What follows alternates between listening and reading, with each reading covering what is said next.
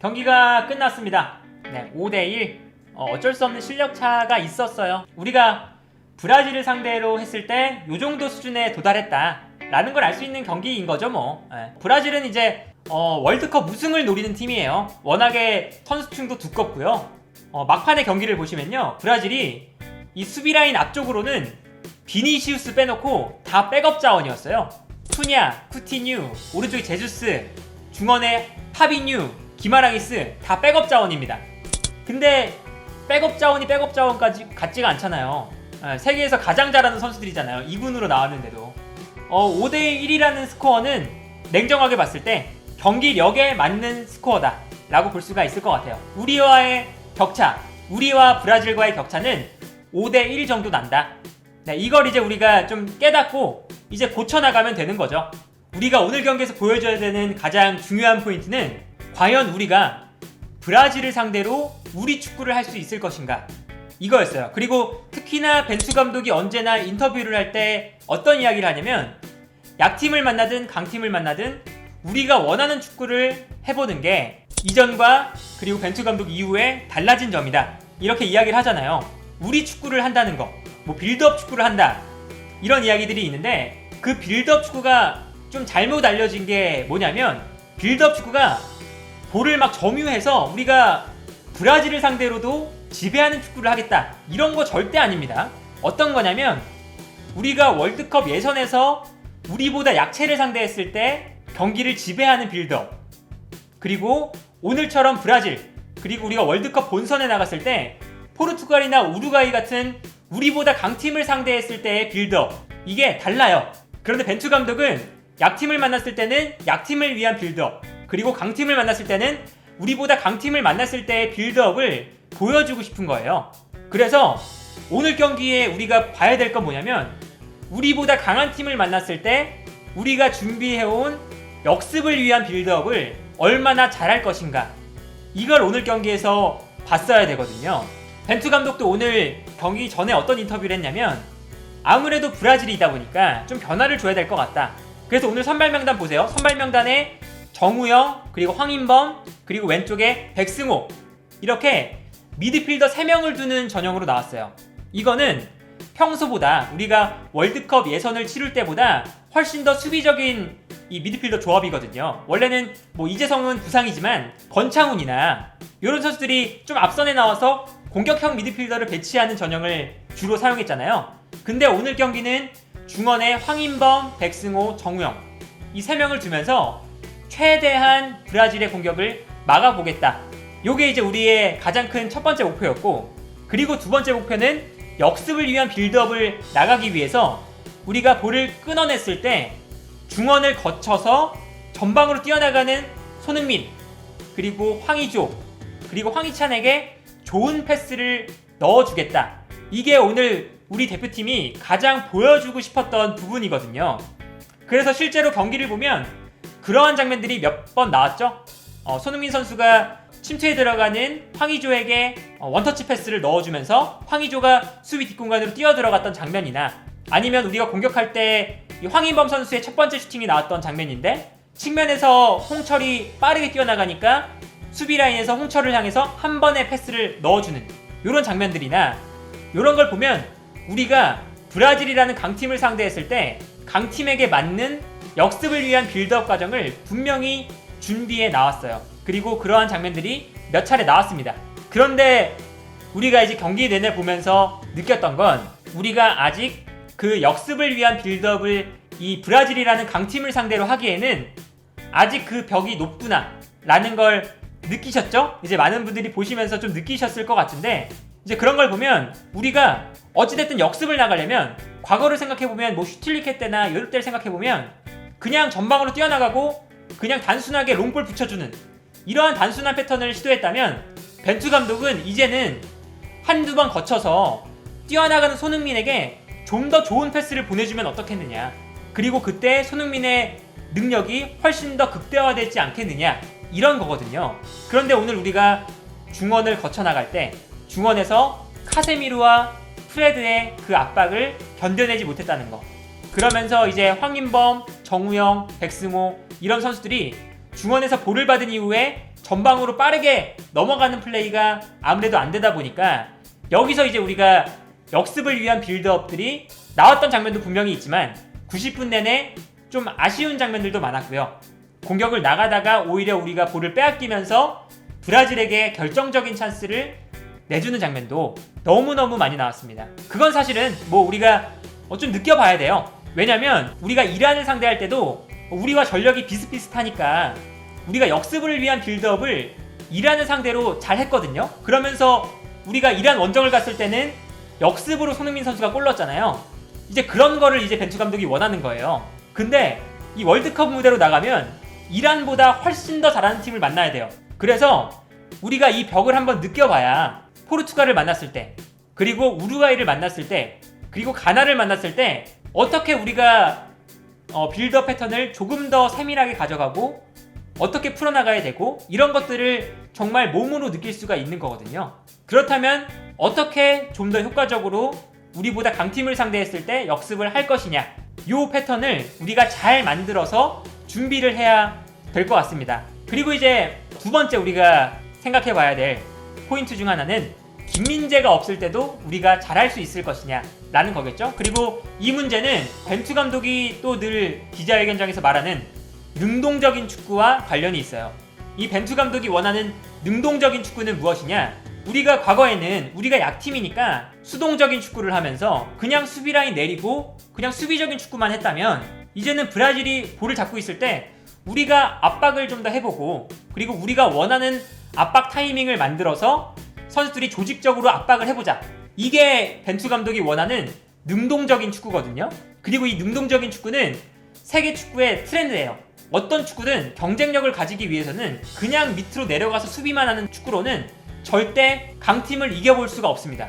그래서 이제 많은 팀들이 강팀을 상대할 때도 조금 더 압박을 시도하면서 볼을 빼앗아 오려는 노력들을 하는 건데, 그래서 벤투 감독이 능동적인 축구를 하기 위해서 상대를 전방에서 압박하는 모습들을 많이 보여줬고, 그리고 오늘도 이 브라질을 상대로 전방에서 압박을 하려는 모습들을 보여줬죠. 특히 경기 중반에 프라이부르크에서 뛰는 정우영 선수를 투입하면서 전방에서 압박을 한번 세게 걸어봤거든요. 그리고 프라이부르크에서 뛰는 정우영은 분데스리가에서도 압박을 가장 잘하는 공격수 중 한 명이에요. 이것도 이제 우리가 능동적인 축구를 월드컵 예선을 치르면서는 정말 잘했어요. 당연히 우리보다 약한 팀을 상대로 하니까 좀 더 우리가 앞선에서 압박을 하는 횟수가 많았죠.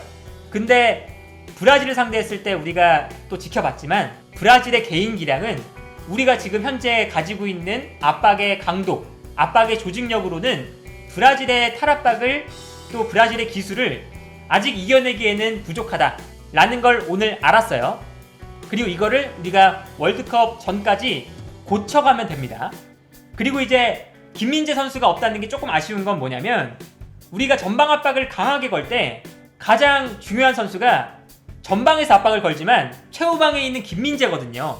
김민재가 있으니까 우리가 마음 놓고 편하게 라인 올리고 압박을 할 수가 있는 건데, 요 김민재가 없다 보니까 우리가 좀 압박을 하는 타이밍도 조금 이제 아쉽고, 브라질이 풀어나오면서 패스를 주고받고 하면서 나오는데, 김민재의 강점은 수비 뒷공간을 빠르게 커버한다는 것도 있지만 순간적으로 튀어나와서 볼을 끊어낸다는 것에 있죠. 그런데 그런 장면도 좀 안 나오니까 좀 아쉬운 장면도 있었고, 요런 이제 좀 생각이 드네요. 그리고 김민재 선수의 이제 공백이 좀 아쉬웠던 건, 이제 수비도 마찬가지지만 공격할 때가 또 좀 아쉬웠죠. 이 역습을 위한 빌드업을 할 때 김민재 선수의 빌드업, 발밑, 요게 아주 중요하거든요. 그런데 이제 김민재 선수가 없다 보니까 오늘은 권경원과 김영건이 나왔어요. 근데 이 두 선수가 모두 왼발을 써요. 그래서 김영건 선수가 어쩔 수 없이 오른쪽에 섰어요. 그러다 보니까 당연히 빌드업이 어색할 수밖에 없습니다. 유럽 축구를 많이 보시는 분들은 아시겠지만 왼발을 쓰는 센터백, 그리고 오른발을 쓰는 센터백이 조화를 이뤄야 그 빌드업이 훨씬 더 매끄럽게 진행되거든요. 근데 이제 오늘 경기는 우리가 김민재도 부상이었죠, 박지수도 부상이었죠. 그러다 보니까 주전 센터백이 김영건과 권경원 두 선수였고, 또 공교롭게도 이 두 선수가 왼발을 둘 다 사용하는 선수다 보니까 왼발 센터백을 두 명 두면서 좀 빌드업에도 좀 아쉬웠다 라는 걸 좀 느낄 수가 있었죠. 그리고 이제 개인적으로 좀 고쳐야 될 부분이 무엇이냐, 세트피스 수비입니다. 수비. 특히 코너킥 상황에서의 수비. 이게 이 벤투 감독이 부임한 이후에 우리의 코너킥 수비는 늘 똑같았어요. 바로 골문 앞에 선수들이 일렬로 서 있습니다. 한 7명에서 8명의 선수가 서 있어요.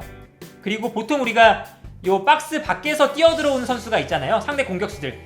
요 선수들을 마크하는 선수가 1명에서 2명 정도밖에 안 돼요.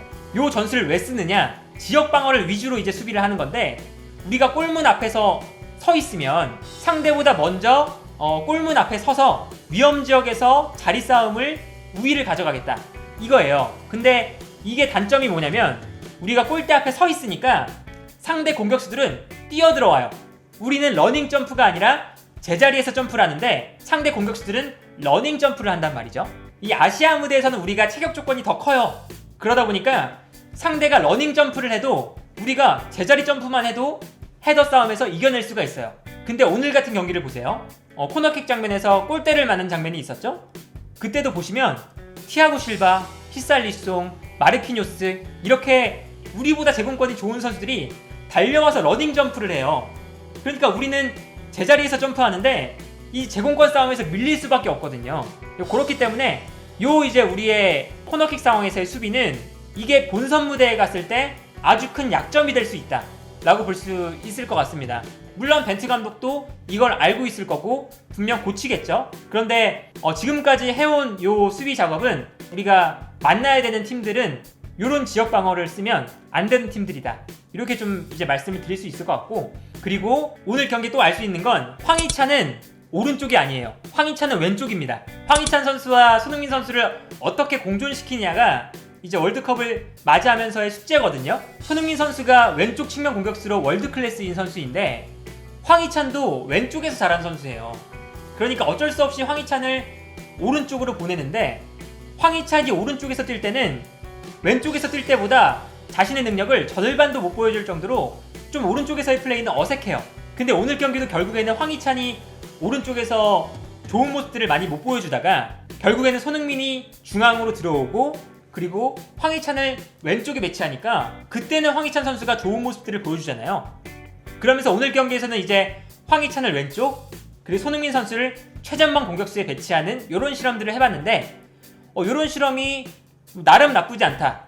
황희찬도 왼쪽 측면 공격수로 뛰니까 자신이 원하는 플레이들을 할 수 있고, 그리고 손흥민 선수는 이제는 토트넘에서 왼쪽 측면 공격수보다는 사실상 최전방 스트라이커에 가깝거든요. 그러니까 최전방에서 뛰는 게 어색하지도 않고 황희조랑 손흥민의 투톱도 어색하지 않다, 이런 것들을 볼 수가 있었으니까 황희찬과 손흥민의 이런 공존도 오늘 경기에서 좀 지켜볼 만한 포인트가 아니었느냐, 이렇게 좀 볼 수가 있겠네요. 그리고 이제 오늘 칭찬을 해야 되는 부분 중 하나가 황의조 선수.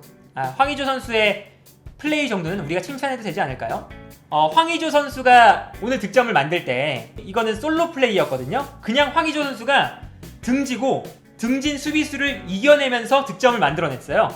근데 등을 졌던 선수, 황의조가 등을 졌던 선수가 누구였느냐? 무려 티아고 실바입니다. 티아고 실바. 근데 티아고 실바를 이겨내면서 그냥 1대1 상황을 이겨낸 거예요. 몸으로 이겨내면서 황의조가 득점을 만들었거든요. 그런 플레이가 우리가 본선 무대에 갔을 때 정말 필요한 플레이예요.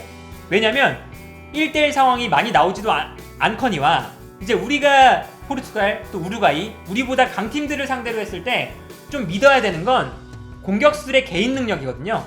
공격수가 상대의 수비수를 이겨내줘야 거기서 이제 역습의 좀 퀄리티가 달라져요. 오늘처럼 황의조가 1대1을 붙어서 티아고 실바를 이겨줄 수 있는 그런 퍼포먼스를 보여준다? 그러면 우리가 월드컵 무대에 나갔을 때 한 골이라도 더 넣어볼 수 있는 기회를 만들 수가 있는 거죠. 이제 그러한 측면에서는 오늘 황의조 선수의 득점은 우리가 5대1이라는 이제 스코어 차이가 났지만 그래도 긍정적인 부분이다. 이렇게 좀 평가를 할 수가 있겠고요.